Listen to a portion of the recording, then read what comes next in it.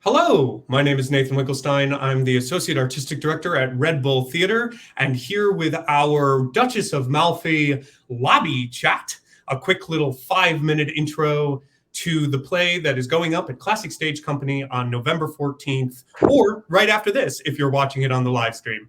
I have two guests today. My boss, the wonderful director, Jesse Berger, Artistic Director of Red Bull Theater, and Mario De Gangi, who is a professor of English at Lehman College at CUNY. And he is also the scholar for this project. Mario, I would love to start with you. If I am a patron heading into Duchess of Malfi, having never read it before, what is one thing that I should know about this play that'll help me enjoy the experience? Hi. So you want me to do this now? Okay. So Webster's play, The Duchess of Malfi, is actually based on an actual historical event that took place in early 16th century Italy. And so the important thing to start out with is just to understand the cast of characters. The play centers on a noble family, two brothers and a sister. The brothers are Ferdinand and the Cardinal, and their sister, who is the title character, the Duchess of Malfi. When the play starts, the Duchess of Malfi is a young widow.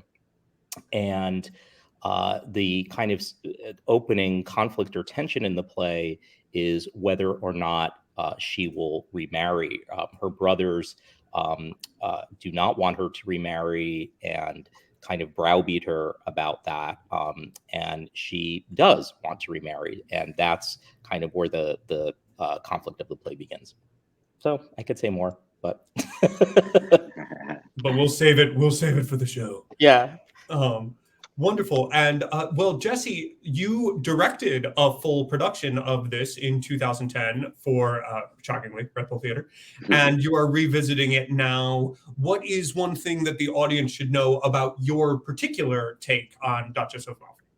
Sure. Thank you, Nathan, and thank you, Mario. It's great to talk with you again, and that's a really great introduction to the play. Really, that's what you need to know walking in, so that's very helpful. And there's a lot to talk about with Duchess of Malfi. It's such a beautiful, tragic, and greatly romantic play, I think. What I would say is, coming back at it again, it's nice to be just looking at it as freshly just as a text for great actors to perform, because our production had a lot of stuff going on at 12 years ago, and now it's really nice just to be reacquainted with the beautiful existential poetry of the play and the great love story of it. And the other, what happens, the next step in the plot is that the Duchess reveals that she's in love with her steward. So one of the things the play is examining is how do you love?